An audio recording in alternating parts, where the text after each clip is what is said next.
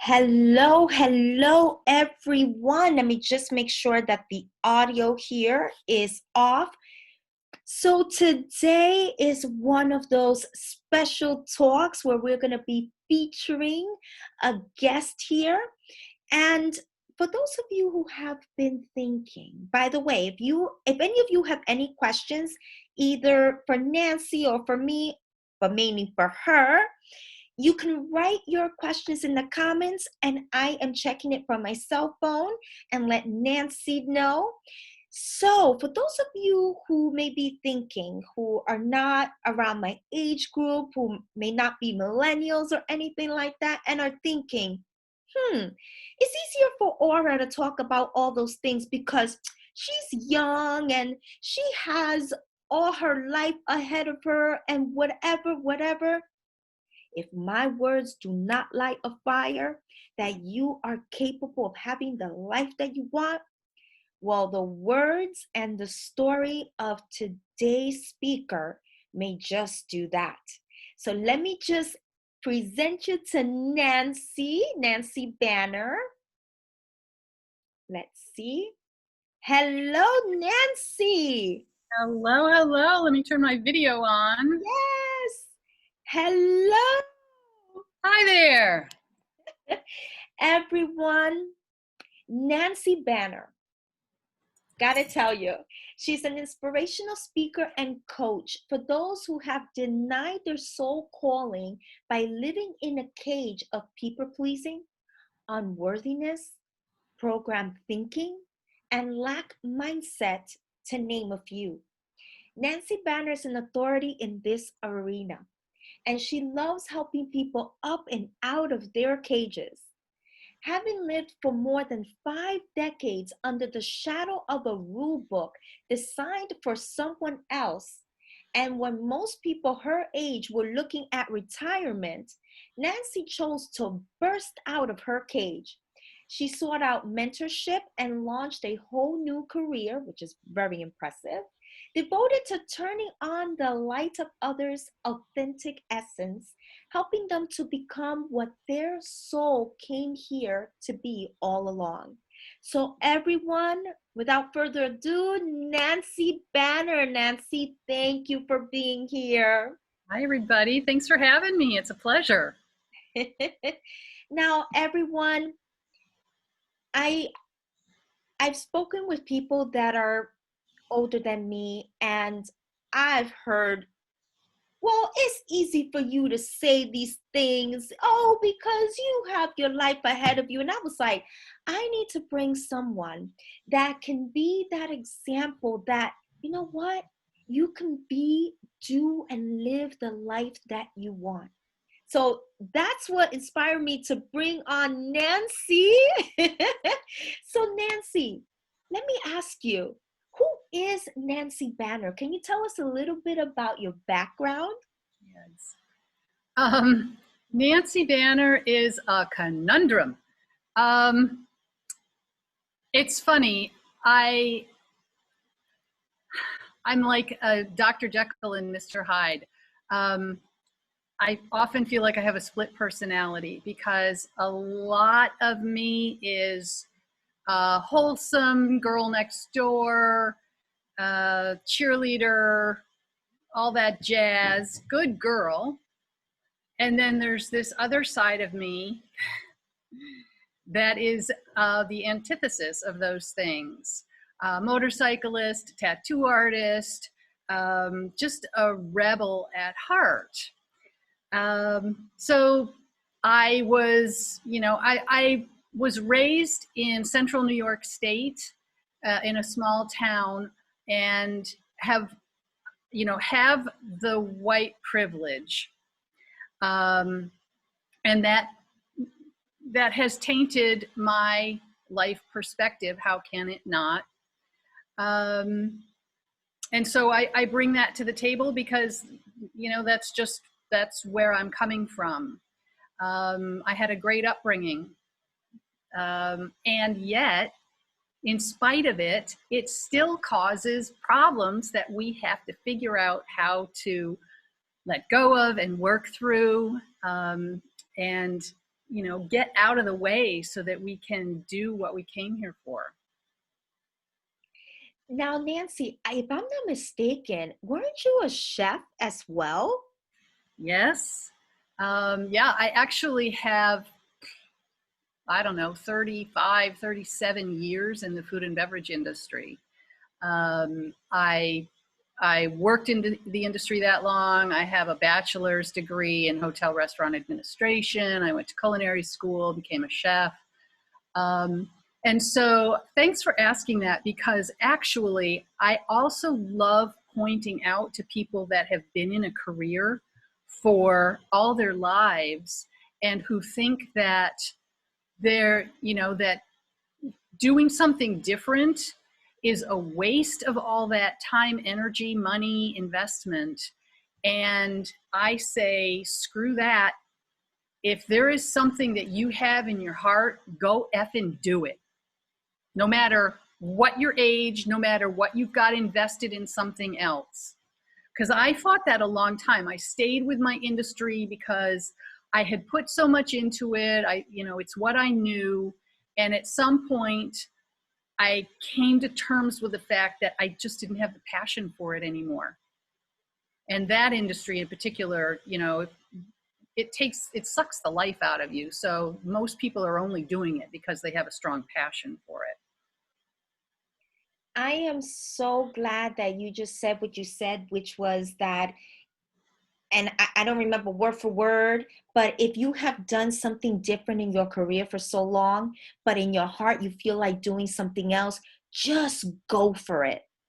Be- because I think that nowadays, with all the things that are going on, especially a lot of people have had to retire early. Like, I'm in the airline industry, and there's a lot of flight attendants in their 50s that felt like they needed to retire because, I mean, and so I know that I can only imagine that a lot of people find themselves thinking, well, this is my age, and what can I do? And you are like the opposite. You were like, oh no, let me, there's more to me. Absolutely. My driving factor was this sense that there was something I had not yet reached. Mhm. Um, a calling, a purpose. It was just this yearning inside of myself to go do something that was truly me, that I was truly meant for, and it became this quest to find. And that was really what drove me to choose to do something completely new when most of the people my age were retiring, quite frankly. Now, would you say that that feeling that there was something that you had yet to reach, did you feel that for quite a while, but just didn't lean towards it? Or, yeah? Um, oh, it was so complex. And I'm sure that my story is not that unique. I suspect this is true for most people. I would have inklings, um, probably as far back as 8 or 10 years ago. Um, and even further before that, there was always this sensation or belief, really from decades ago, that I was meant for something big, and I just couldn't seem to bring it into focus or take the right steps to make it happen, no matter what I tried. And so, year after year that goes by feeling that way, you get more and more frustrated to the point where it's like, I just can't stand this anymore. I have to find a solution for this because it's driving me nuts. And I won't accept just settling or status quo. And so it was maybe 6 years ago, I actually met a mentor that was saying all the things that I'd been saying to myself, and showing me a way to get in touch with this stuff that I had not been able to touch myself. So that was the start of it. So it really did start years and decades ago, but when it reached boiling point was around 6 years ago. And it's been a process since then. And quite frankly, I'm still in process, and I probably will be till the day I leave. Well, the personal growth journey, I would dare to say, is for life. Yeah. It's certainly Yeah. for life. Now, I want to ask you, what do you think stood in your way of you listening to that inkling that you had years ago of doing something more, that you were meant for something more? That's a multi-part answer. One thing for sure was this belief that I needed to stay in my lane. Um, First of all, one of the things I did that I'm not proud of was drop out of college. Um, Back when I was supposed to be going to college, and so I eventually went back about 10 years later. So I didn't really start a career until I was in my early 30s. And then I had dumped quite a lot of money into my own education and felt the need to stay in that lane and pursue that. And that, it was my passion at the time. And so I thought, this is where it's going to come from. And so I stayed in that arena and tried to work every single angle I could until I finally said, it's not coming from this arena. There were also deep loyalties to my father in particular. That was the somebody else's rule book that I was playing by. So there was a whole lot of that I had to become aware of, acknowledge, and come to terms with. I can't. Tell me, what was the question again? So I can think of the other parts. Well, you know what? Another question came to mind because it's so interesting that you mentioned that you had a deep loyalty to your father's rule book. Because I think that so many people are guilty of that. They don't live by their own rule book. They live by someone else's rule book. So how were you able to break away from you? Were you going to say something? Well, I was just going to say it's interesting because my side of it was that I had such fierce loyalty and love for my parents and my dad in particular. So I developed this loyalty to that rule book. The opposite side to that is that some people develop this, I refuse, I will never be like that. And the funny thing is that while that's kind of the antithesis, the exact opposite, it really creates the same problem of fighting against yourself, in effect. So that's all I was going to say. I love that you said that because that's exactly it. That's exactly it.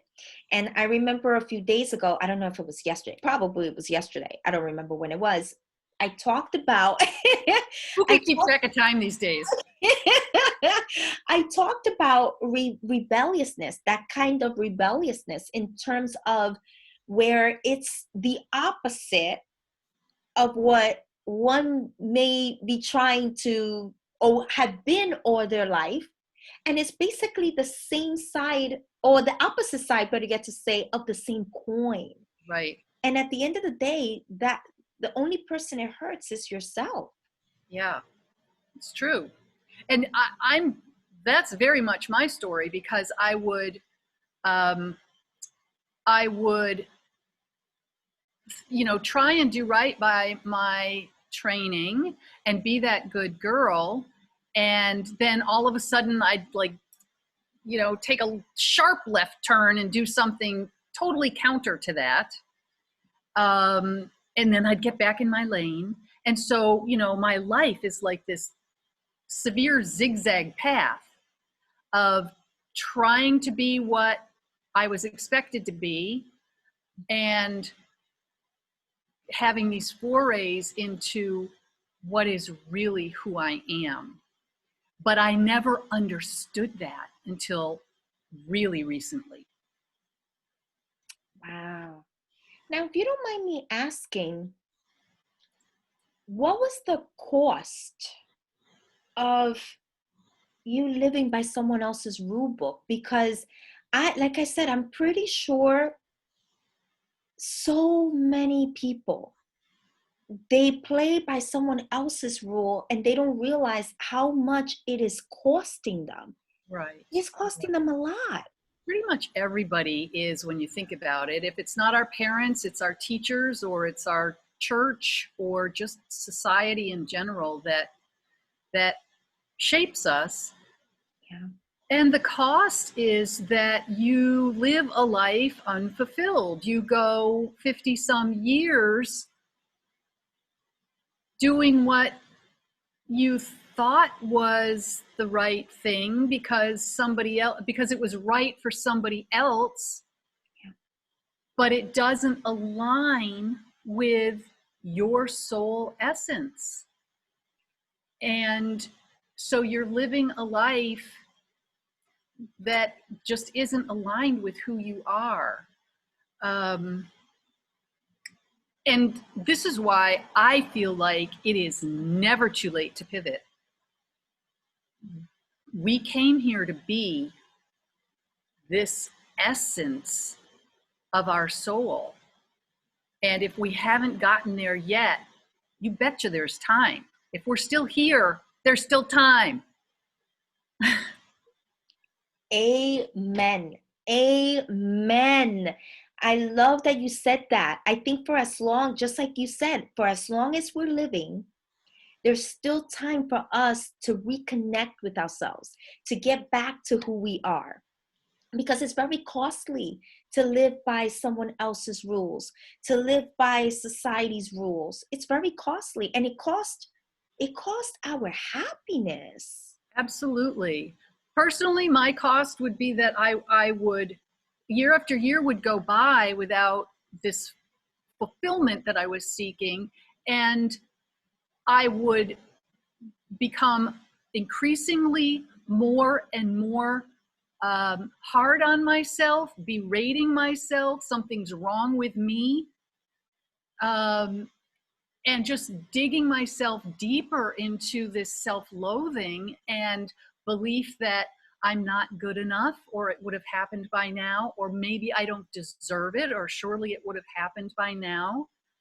And so it becomes this self-fulfilling prophecy that's built on a bunch of crap. And it's painful. Yeah. Really painful. People are loving what is being shared in this interview. Thank you for the hearts and the likes.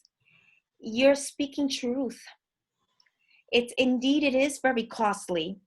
It's very costly on so many levels. Now, I would like to ask you this.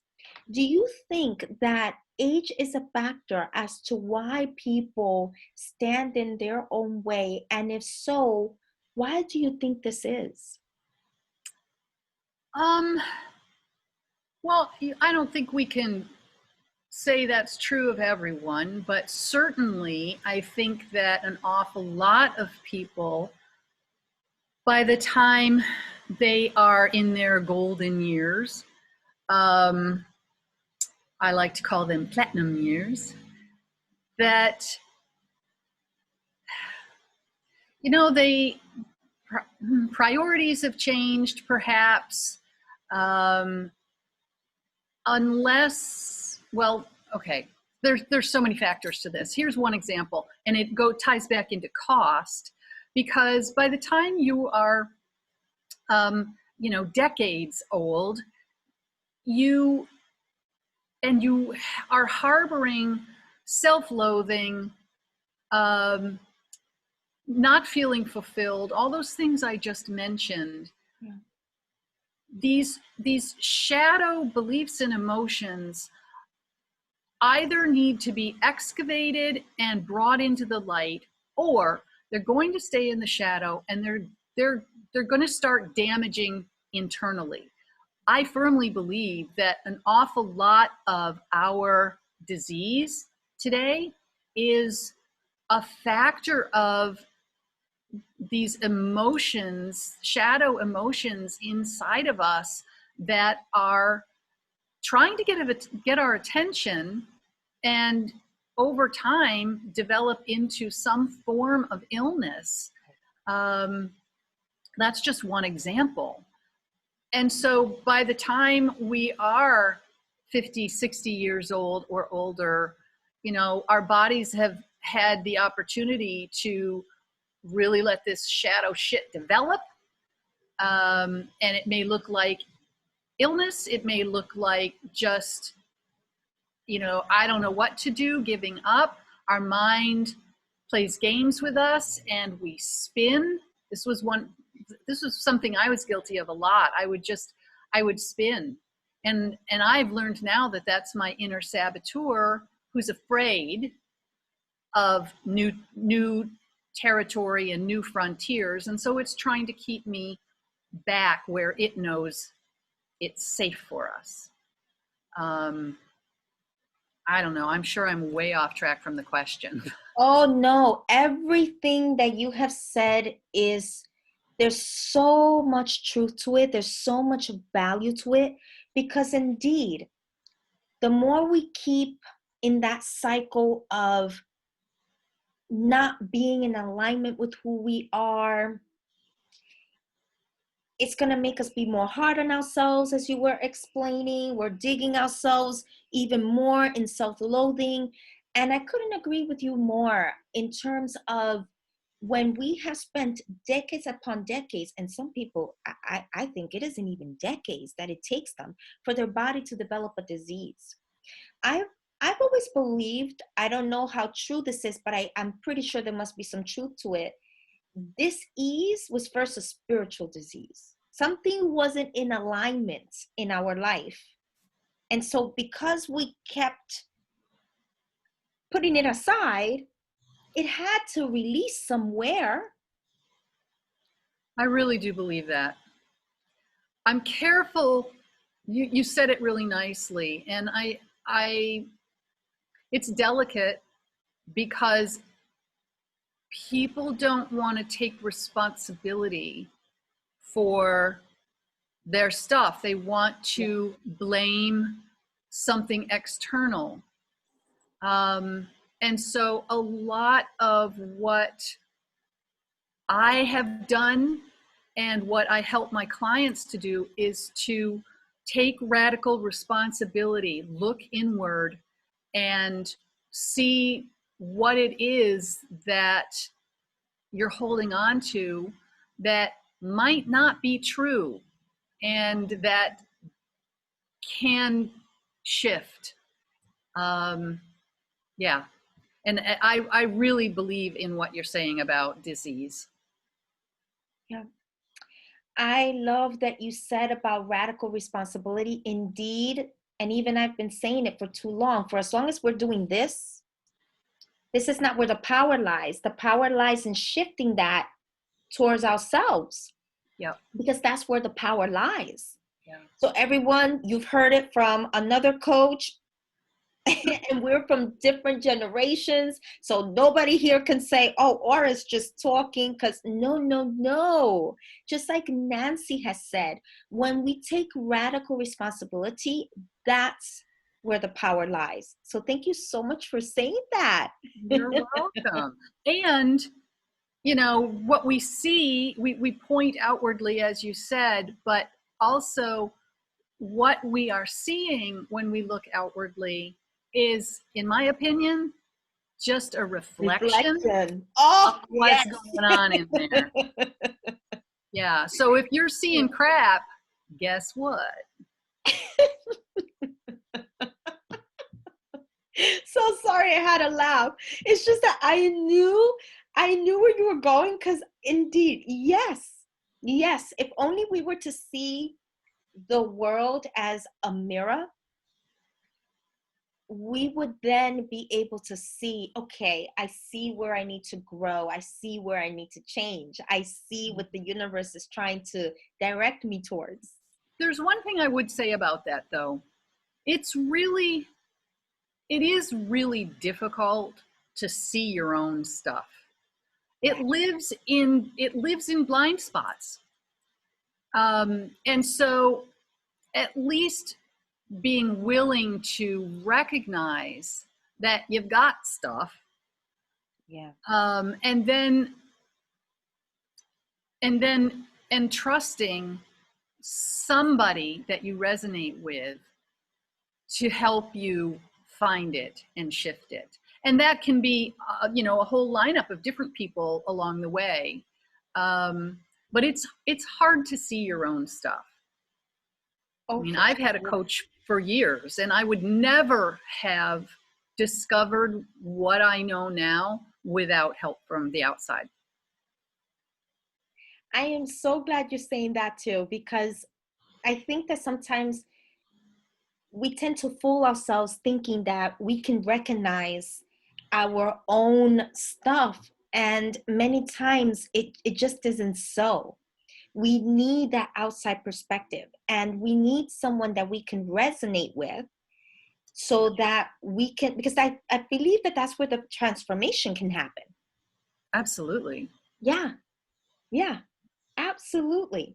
And transformation can happen for anyone as long as they are willing to take responsibility for looking not just in the mirror, but really digging deep for the belief system that you're operating by.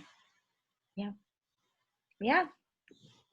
Now, I read about your story online, and you wrote something that really intrigued me. The more you rebelled, the more you got in your own way. So can you explain this to us? How is it that when we rebel, we get in our own way? And I ask this because it happens to so many of us. I know it happened to me at one point too, so.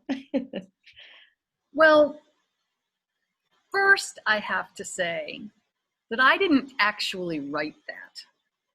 Oh. And, I commissioned someone to help me with my copy. And in retrospect, it's the rebellion. When I can look back on that rebellion now and realize that that was actually my authentic self,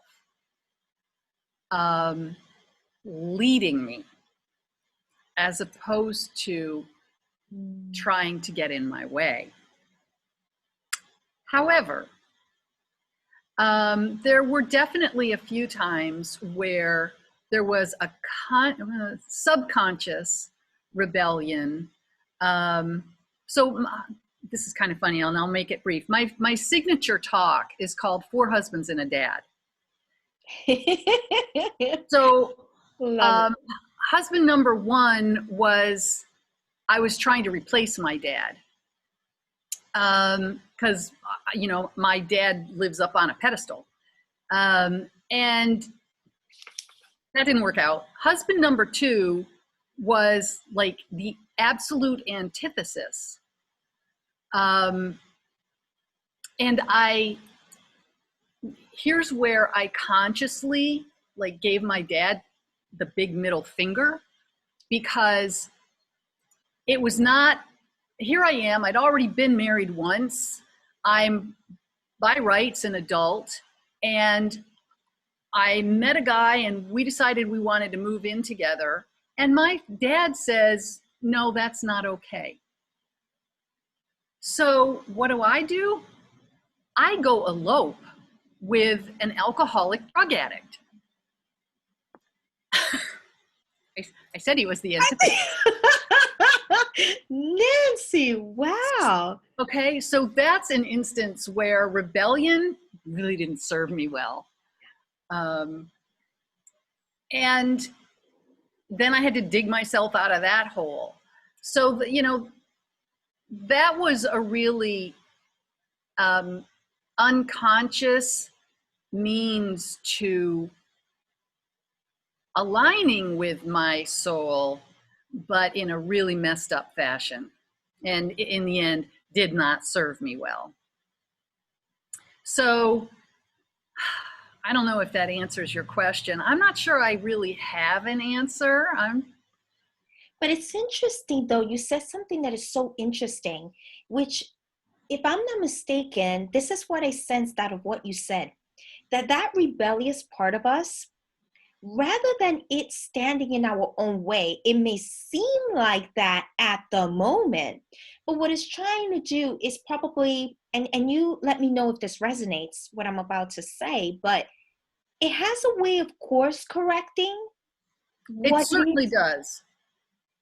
And I can look back now, and over many instances where I had thought that, you know, what I did was just foolish and rebellious just to rebel, I can look back and see how it was course correction. I don't think that particular instance was, but there were plenty of other times that, yes, that's why I probably need to have that bit of copy on my website rewritten, because I do see now how a lot of those instances were my soul trying to help get me back aligned with it. I think that, and you let me know if this even resonates, but I think that as we move on in our journey, things starts to change, not just outside of us, but also within us, and even our perspective. So perhaps at one point, the rebel, it seemed at the moment that it was standing in your way, but the more we grow in consciousness and awareness, the more we realize, oh my God, that wasn't there to stand in my way. That was there because it was just course correcting all this time. That's true. That's so true. You know, I had a lot of judgment around it because I was still being loyal to the rule book. And so, yeah, once I was able to clearly see this rule book and that it didn't belong to me, that shed a whole new light on the rebellious activities, and brought a whole new meaning to them. Now, would you say that it gets messy before it gets elegant? Oh, hell yeah.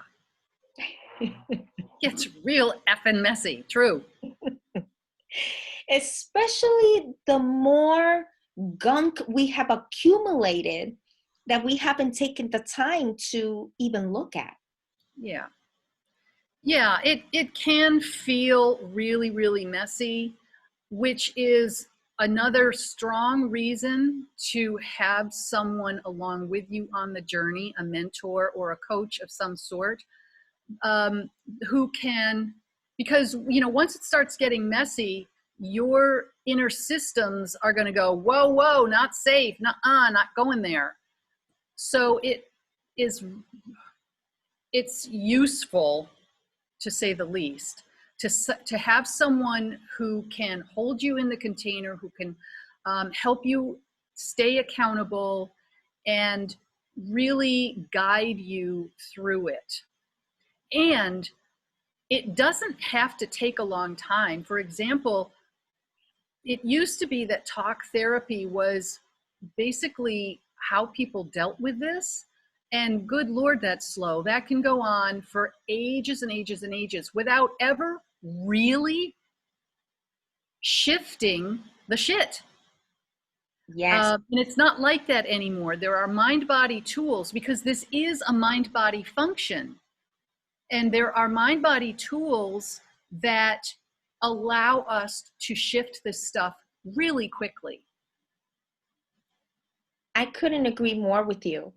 And I think that when we get to the messy part where it doesn't feel safe, that is such a very, for lack of a better word right now, delicate state, because when we don't have someone that can hold us accountable and just reassure us that we're on the right path, that's when we tend to go back to our old ways. Absolutely. It's like a rubber band. Yeah. When we are trying to expand our set points, if you will, for our worthiness, our deserving, our wealth set points, you know, we can go so far and then our subconscious goes, no way, that doesn't feel safe, and it pulls us back. People who have cycles of boom and bust in their life with money, that's a clear example of that mechanism at play. And there are lots of others, but Yeah.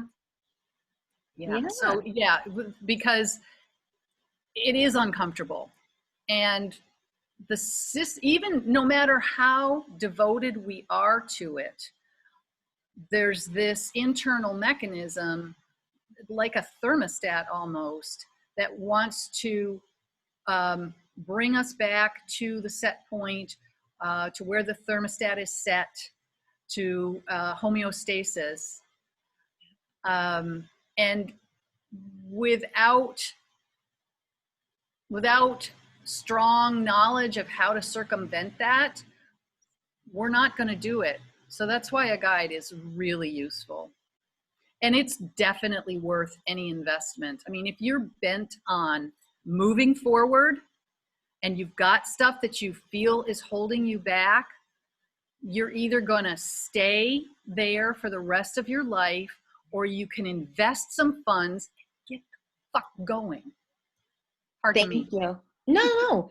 I think that putting that emphasis on that, because I find that some people, they're afraid to make that investment. And there's no better investment than on ourselves. I mean, if anyone were to tell me, and I'm pretty sure you will agree, that by me spending X amount of money, after that, I would be free from whatever that holds me back, attract the man that I want, attract the life that I want, I'll be like, yeah. Yes, but it's tricky, because if our self-worth is in the toilet, then it's hard for us to make that commitment to ourselves, to spend the money on ourselves, because we don't feel we're worth it. It's really tricky. It gets kind of messy. How do you? Oh, go ahead. Well, I think a person has to be at the place where they just are not willing to go through the agony of not feeling fulfilled, not becoming what they desire to become, whatever it is that that keeps them awake at night. They have to have reached a point where it's no longer good enough for them to live that way before they're going to be willing to invest in themselves. Everybody needs to deal with their stuff, but not everybody's going to be ready to. I'm glad that you kept talking, because the question that I was going to ask you was, how can someone get over that unworthiness to really be willing to invest in themselves? But it sounds like to me, and there is a lot of truth to that, actually. There are some people that they need to hit rock bottom almost before they can even get to that point of saying, you know what, I'm done with this. I'm going to invest in myself because I can't do this anymore. I think you're right. And rock bottom is, that's a harsh term, but everybody's rock bottom is different. Different. And what it makes me think of is the classic hero's journey, where, somebody is going along and they're taking their beating, and they're not fighting back, and they're getting beaten down and beaten down and beaten down. And then finally comes this point where they're simply not going to take it anymore. Sometimes it's because not for themselves, but somebody else is being wronged and they have the power to do something about it. But there's this point at which they draw a line in the sand and they say, that's it, no more. And that's when they become the Hulk, or or they pour a bucket of water on the Wicked Witch of the West. So. Love it. Now, something you wrote that I love is that you, quote, made it your mission to face yourself. Now, why is it so important that we face ourselves? I did write that one.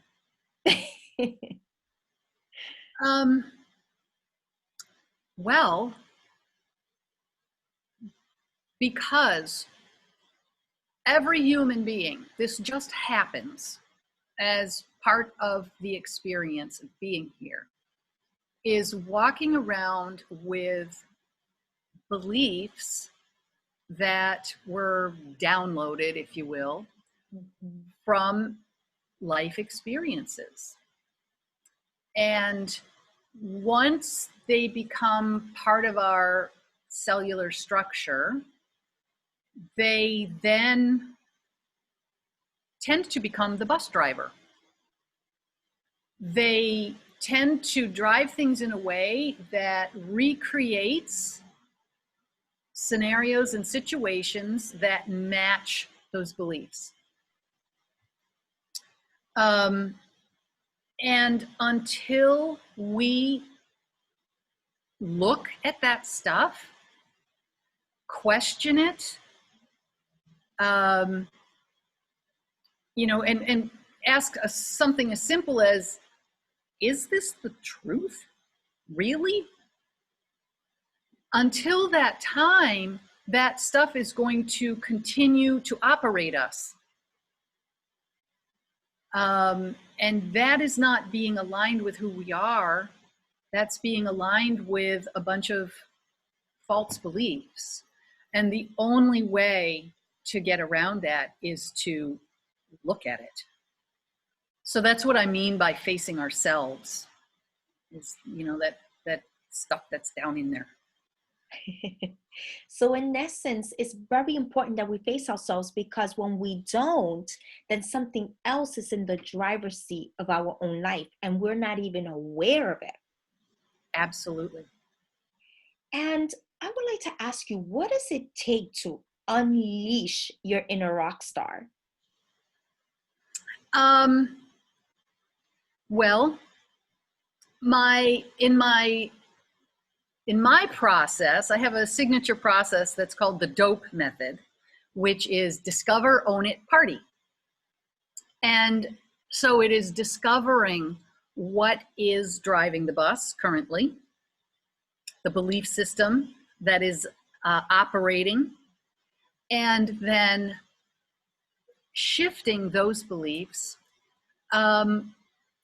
And that includes, things like your worthy and deserving set points. Where do they sit? Are they fully aligned with your soul essence. So discovering the blocks that are in the way,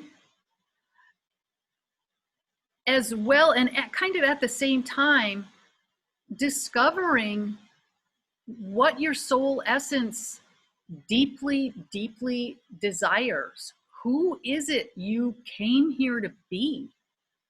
That was something that eluded me for most of the time.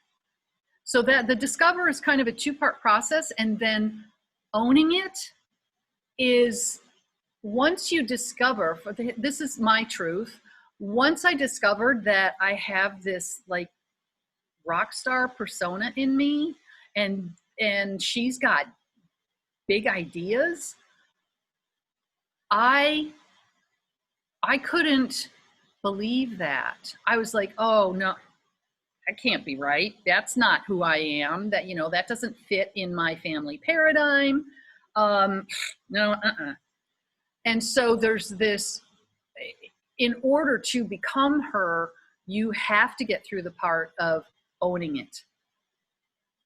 And that didn't happen for me that very long ago either. Or that happened for me only a short while ago, is a better way to say that. And then there is the element of celebrating her, literally becoming her, allowing yourself to be that person in public. And that can look like, you know, so many different things. And rock star is a metaphor. For me, that rings true. But for others, it might be queen or goddess or any other number of things. It's whatever is truly aligned with your soul and what your truest, deepest desires are. So for, you know, I have to, as a rock star, I got to put the party in. And you sure know how to party, because I know because every Friday you have a happy, was it a happy hour? Happy hour, sure. Yes. You know what's interesting? You have the happy hour at 11 o'clock Eastern Standard Time, which isn't it 5 p.m. your time? Because you're in Barcelona, aren't you? That's right. That's right. I remember we had a drink, was it on board the flight? We had a drink called It's 5 p.m., something like that, somewhere. Exactly. It's 5 p.m. somewhere, exactly. And back in the day when I had a job, I used to love stopping off at the bar on Friday, 5, 6 o'clock, and unwinding the week with a cocktail or two. So that's what my happy hour is about, just an opportunity to, gather and unwind and shoot the shit and start the weekend. Yes. Now, please tell us, what are some of the things that you offer to people so that they can unleash their inner rock star? Currently, what that looks like is a 90-day private coaching program where we go through the Discover, Own It, Party process. And that's it's a virtual program in that it's private one-on work with me, but online, just the way you and I are meeting here on Zoom. And what I love about working this way is that people get a recording of their sessions, which gives them the opportunity to revisit the processes that we do in between sessions to really anchor in the transformation. And aside from that, you are hearing it here first. This is something I haven't even revealed yet online. The big reveal is coming in a couple of days. But if you are in Spain, the Balearic Islands, or Peninsula, on October 2, 3, 4, I'm holding a Unleash Your Inner Rock Star live transformational boutique retreat. And I am so flippin' excited about it because I'm taking the 90-day program and I am delivering it live over 3 days. Only if you're here live for it, it includes the party and it includes the rock star photo shoot. So I can't wait. Oh my God, everyone, for whoever that is in Europe, for whoever that can fly to Spain, that is just so awesome. It makes me want to go to Spain so that I could go to your event. Oh my gosh. It's very boutique. It's limited to 8 people because we can't meet in groups larger than 10 right now. And so it's super exclusive. And I don't know if people outside of Spain even can come here because there's a 2-week quarantine when you go anywhere else from Spain. But I can let people work that out themselves. So that information isn't quite available yet, but it will be in a few days officially. You know, I completely forgot for a moment that we are in the COVID times. Yeah. If we weren't, I would be doing this somewhere else with like a whole lot more people. Yeah. And since I can't, this is the next best thing. How awesome. And thank you so much for sharing it here.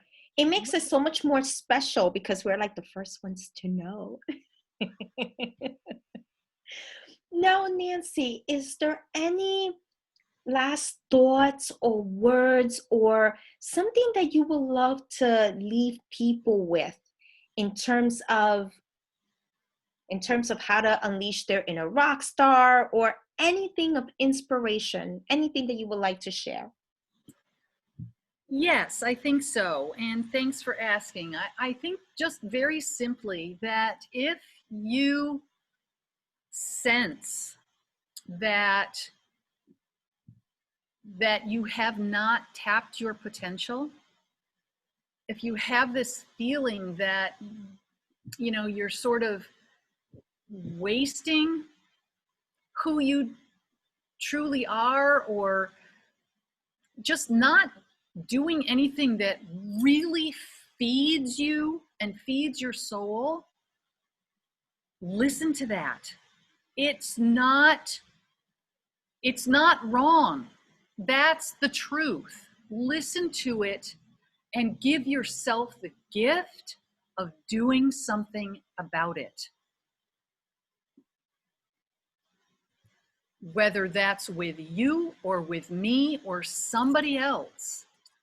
But pay attention to those nudges. They're real. And they get stronger, and sometimes they get uglier before they get sweet and nice. The longer you leave them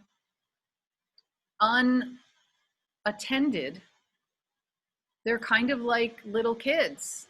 They're going to start acting out some way. So pay attention, listen to them, and nurture them. Everyone, Nancy has said so beautifully throughout the interview. Let me see if I can sum it up as beautifully as she has said it. First and foremost, it is never too late for you to get back to yourself, to return to yourself. It doesn't matter what age you are. You could be in your 50s, you could be in your 60s. As long as you have life, it is never too late for you to do the very things that you want to do. And as she just beautifully said, if you are doing something that doesn't feed your soul, stop it and listen to it. Listen to those nudges. They're there for a reason. They're there for a reason. Because otherwise, when we keep ignoring ourselves, our true selves, those nudges, we're just digging ourselves in what Nancy described as us being hard on ourselves, us digging into this self-loathing, which only just makes it worse. You don't want to do that. And those blind spots that we tend to have, That is not something, and I've said it before, and I'm so glad she said it too today. That is not something to be worked on your own. I mean, you can, but it's just going to take you forever. Anyways, you're going to want to work with someone to help you, to assist you with that. You are the best investment that you will ever make. And so, Amen. yes, yes, yes, yes. So Nancy so beautifully said it. And I'm so glad, I thought of you because I said to myself, because I speak, like I said before, I speak with people that are older than me. And some of them, they tell me, well, you have your whole life ahead of you. You're young, like they dismiss what I say. And it's like, no, the same thing applies to you. And I was like, I need to bring someone here that is older than me that serves as that role model. Because I feel like when it's someone that is in your same age group, you pay more attention or you resonate because it's like, oh, if this person did it, I can too. Yeah, that may be true. And I also want to say that, yes, it's true. Yes, you have your whole life ahead of you. But what I would say to that person is, the clock's ticking. Do it. You're not getting any younger, and you're still breathing. So you can either live in the excuses and die unfulfilled, or you can do something about it. And if you're still here, you still have time. I love it. Thank you so much, Nancy. Everyone, to follow. Oh, you want to say something? Of Yeah. course, Please. go ahead. Oh, yeah. I would just love it if people would connect with me on Instagram. My handle's at Nancy Banner Coaching. Please follow me there. And that's where you'll be able to find the information about the upcoming live event if you're interested, and all sorts of other stuff. And you just took the words out of my mouth. That's what I was just going to say. You can follow her. No, that's okay. Come on now. It's okay. So you can follow her on Instagram, Nancy Banner Coaching. On Facebook, you have a Facebook page, the Tappiness Coach, right? Happiness Coach. They're the same handle, though. It's at Nancy Banner Coaching for both Instagram and Facebook. And you can visit her site, www.nancybannercoaching.com. After this interview, I'm going to be putting all that information. Should you be interested in contacting her, reaching out to her, working with her, or even following her, you're going to find all that information there. Nancy, once again, thank you so much for your time. Thank you for speaking to all of us. It's been a pleasure. I love the conversation. It's always so much fun to talk with you. Oh, thank you. Same here. And everyone, for whoever that just joined not that long ago, watch this from the very beginning because there's so much gold nuggets that you are going to want to pick up, you're going to want to absorb, and you're going to want to apply to your life. Thank you, Nancy. Thank you, everyone. Thank you. Bye Bye for now. Bye.